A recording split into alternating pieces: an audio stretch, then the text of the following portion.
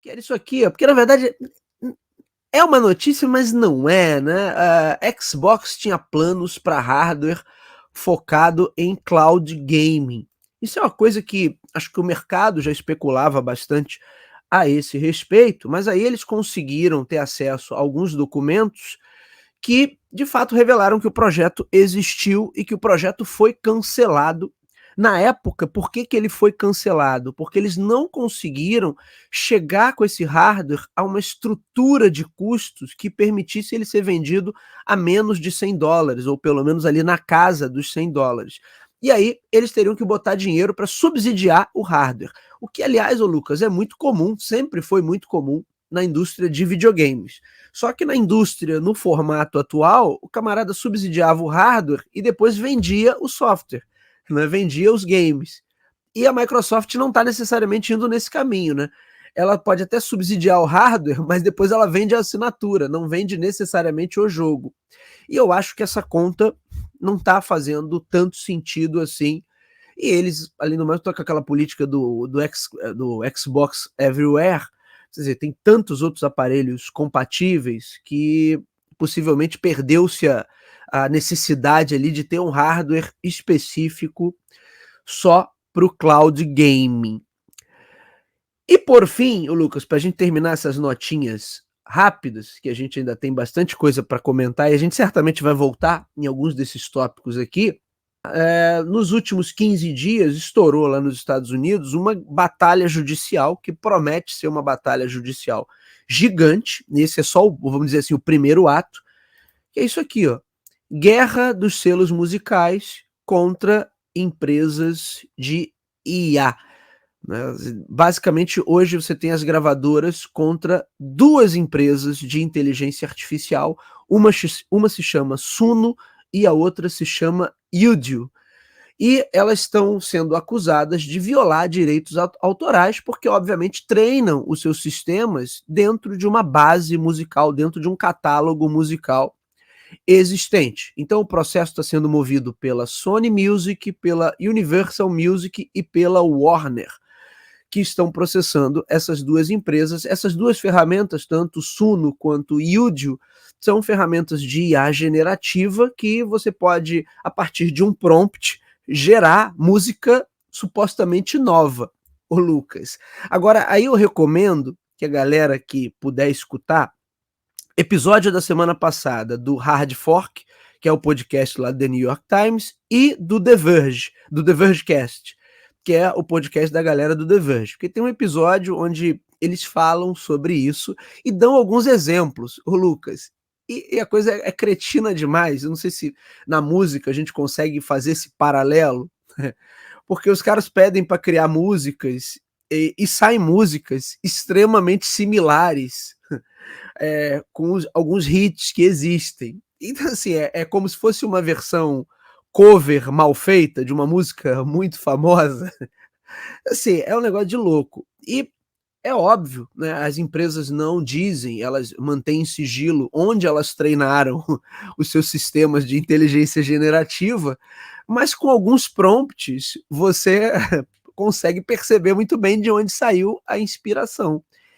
E aí é uma briga que a gente está vendo em outras frentes também, mas que na área musical a gente sabe que eles são muito bem estruturados, muito bem organizados.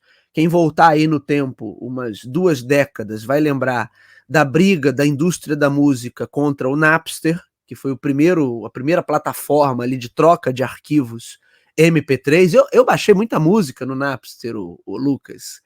Era muito legal baixar música do Napster. Era uma coisa totalmente nova. Ninguém via aquilo como uma pirataria, né? Porque você acessava a base, você deixava, por exemplo, o teu computador ligado, e aí eu buscava aqui uma música, né? Uma música, sei lá, do Iron Maiden. E aí você tinha essa música na tua base, na tua pastinha que você deixou lá compartilhada com o Napster. Então, ele falava assim: olha,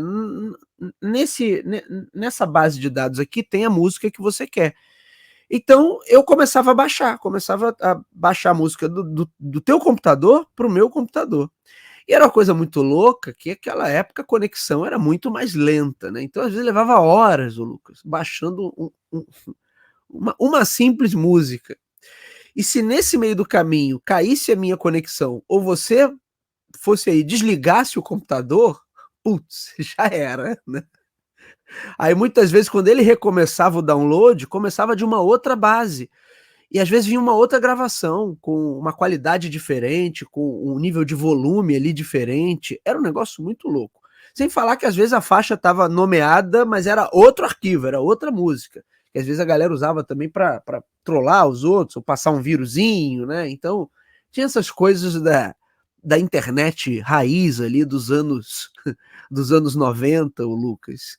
Mas a indústria da música tirou o Napster de jogada, né? E aí depois, alguns anos depois, veio o iTunes, que a Apple conseguiu pegar a essência do que era a modelagem ali do Napster e transformar num modelo de negócios viável.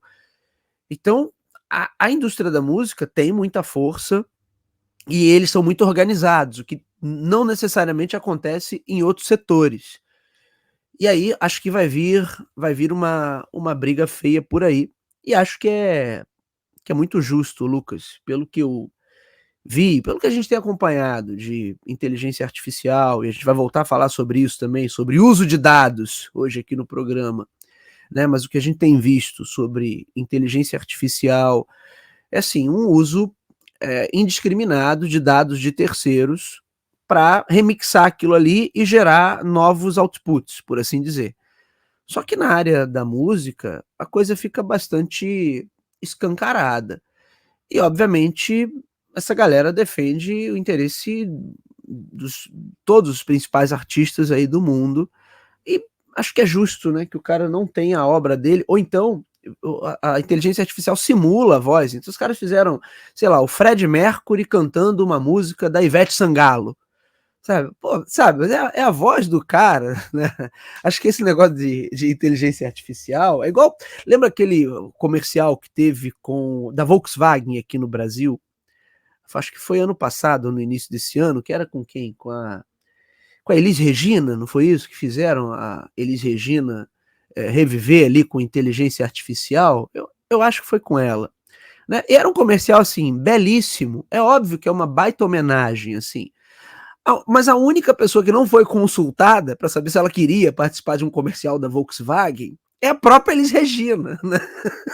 Então, assim, é um negócio bonito, bem feito, muito elogioso, né? De fato uma homenagem, mas, assim, bate numa questão, sei lá, será que a Elis Regina nunca prendeu a mão na hora de fechar a porta de um Fusca? Será que ela não tinha um ódio mortal da Volkswagen? A gente não sabe, porque a própria pessoa não foi consultada. Né? Então, será que ela em vida toparia fazer um comercial? Então, são essas questões que são muito loucas, né? E que a gente precisa realmente discutir agora para os novos tempos, Lucas. Mas está aí, a gente vai acompanhar aí o embate judicial entre as gravadoras, e por enquanto são só essas duas empresas, Suno e Yudio, mas é óbvio, né, Lucas, que isso tem potencial de se expandir. A partir do momento que eu tenho ferramentas, as chamadas multimodais, então eu vou chegar num ponto em que essas ferramentas podem gerar não só texto, não só imagem, como também áudio. Então, é bem provável que isso se amplie. E eu acho que, na verdade, essas grandes empresas, OpenAI, Google e outras similares, só não soltaram ferramentas nesse sentido porque eles sabem que ali o buraco é mais embaixo. E aí eles, óbvio, não querem ter esse tipo de problema e nem teria porquê, né? Nem teria razão para isso. Porque tecnologia para fazer, eles certamente já têm. Não é uma tecnologia que a Suno sozinha desenvolveu. Mas certamente eles internamente têm tecnologia para fazer aquilo ali, talvez de uma forma até muito mais competente do que esses dois aplicativos. Acompanharemos, doutor Lucas, para saber o que vai dar isso aí. Quer comentar alguma coisa, meu amigo? Então, vamos em frente, vamos para o nosso banner de notícias. Cadê o nosso banner de notícias? Está aí, ó.